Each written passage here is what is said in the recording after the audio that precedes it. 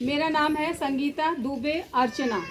मैं आप लोग की बच्चियां जिस विद्यालय में पढ़ती हैं उसी विद्यालय की शिक्षिका हूं।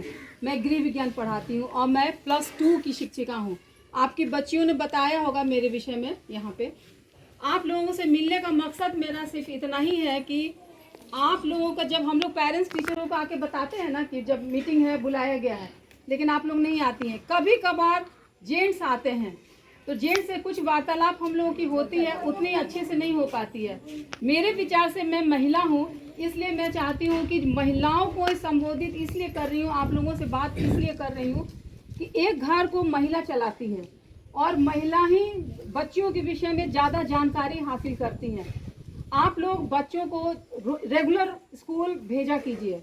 इसी मेरा मेन मकसद ये चीज़ है। और एक है बाल विवाह का मेन मकसद है कि आपकी बच्चियां रोज रेगुलर स्कूल आया करें। स्कूल नहीं आती हैं, आप लोग कभी भी कोई शिकायत लेके आई है स्कूल में कि हमारी बच्ची इस विषय में कमज़ोर है, साइकोलॉजी में कमज़ोर है, मैथ में कमज़ोर है, इंग्लिश इसको नहीं आता है। आप लोगों ने कभी बच्चियों की कॉपी को देखा है? कोई गार्जियन ऐसा से बताइए कि कॉपी देख के अगर चाहे पूछती होंगी कि बच्चे हमारे पढ़ रहे हैं कि नहीं पढ़ रहे हैं। आप लोग बताइए, कोई बताइए, इधर देखिए, बताइए, इधर दिखाइए, आप कैमरा इधर दिखाइए, बताइए कोई ऐसा है गार्जियन? आप लोगों को ये नहीं समझ में आता है। ये मेरा है मकसद कि आप, जैसे कि आप छोटी उम्र में आप लोगों की शादी हो गई, कच्ची उम्र में शादी हुई, आप लोगों की पढ़ाई नहीं हुई है, तो क्या आप लोग चाहते हैं कि आपकी बच्चियां छोटी उम्र में शादी हो जाए, आप लोगों की बच्चियों को भी आप ही जैसा जीवन व्यतीत करने का मौका मिले? कोई चाहता है ऐसा? कोई नहीं चाहता है।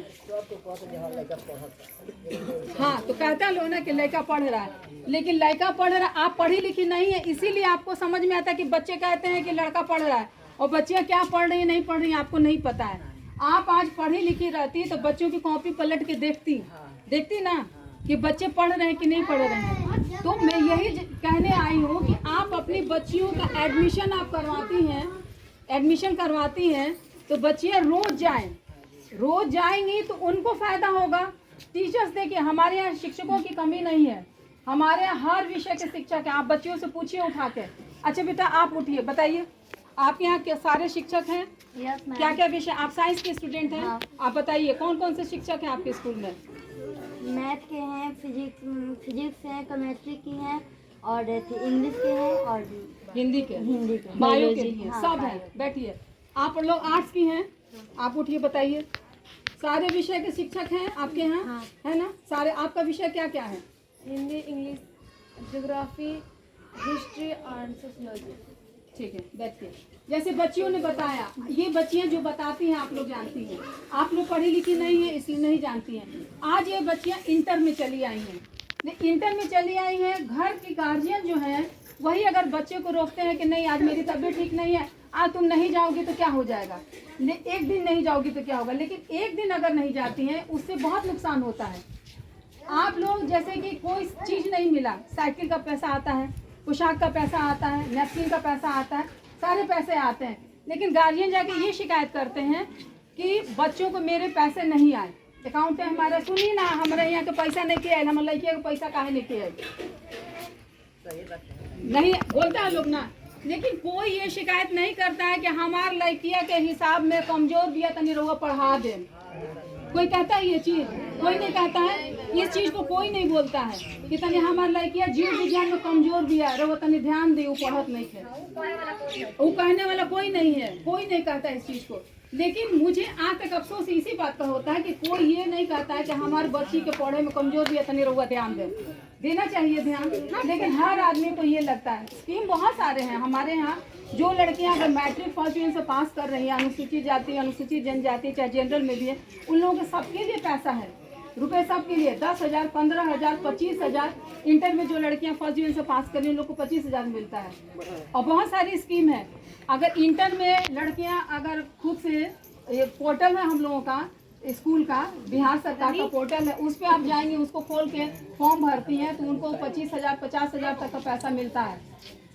जो स्नातक ग्रेजुएशन कर रही है, बीए कर रही हैं, जो लड़कियां अनमैरिड हैं, मैं उस चर्चा को भी मैं करूंगी। आप लोग बच्चियों को छोटी उम्र में शादी कर देती हैं। आप लोगों की कम उम्र में शादी हुई ना, कम उम्र में शादी, तो आप लोगों ने कम उम्र में शादी करके क्या क्या झेला है। वो आप जानती होंगी और आपका मर्म मैं जानती हूँ।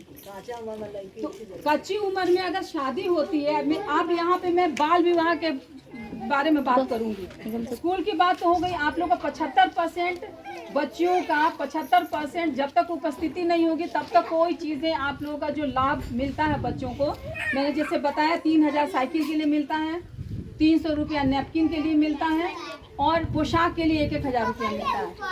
इन सारे पैसों के लिए आप आते हैं गार्जियन, बोलते हैं, और ये बच्चे उपस्थिति अगर पूरी नहीं होगी तो नहीं मिल पाएगा, क्योंकि 75% उपस्थिति होना अनिवार्य है। बच्चे आप लोग भी जान लीजिए इस चीज़ को। आप लोग रुक जाती हैं, बीमार पड़ती हैं तो 2 दिन 3 दिन 4 दिन, महीना में नैपकिन की व्यवस्था है। हम लोग ने स्कूल में पैड का व्यवस्था करवाया है। जो पैड लड़कियों को मासिक होता है वहाँ से पैड निकाला जाता है, और मैं खुद पैड देती हूँ बच्चियों को।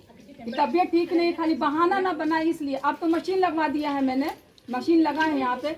जब तक मशीन नहीं लगा था तो मैंने खुद से अपने पैसे से पैड मंगवाती थी और बच्चियों को टर्न ओवर करके मैं उसमें से बच्चों को देती थी, ताकि लड़कियाँ स्कूल से भागे नहीं, लौट के नहीं आए घर पे, पूरी पढ़ाई करके जाएं। और जहाँ तक बाल विवाह की बात है, छोटी बच्चियों की शादी आप लोग कम उम्र में करती हैं, आप लोगों ने करके झेला होगा।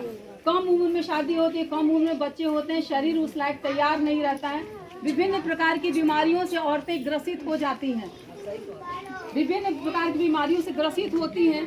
तो ऐसे में बच्चियों के बाल विवाह में लड़कियां भी मरती हैं और घर के परिवार दुखी होते हैं, कंगाल हो जाते हैं, उनका इलाज करवाते कम उम्र में, कच्ची उम्र में शादी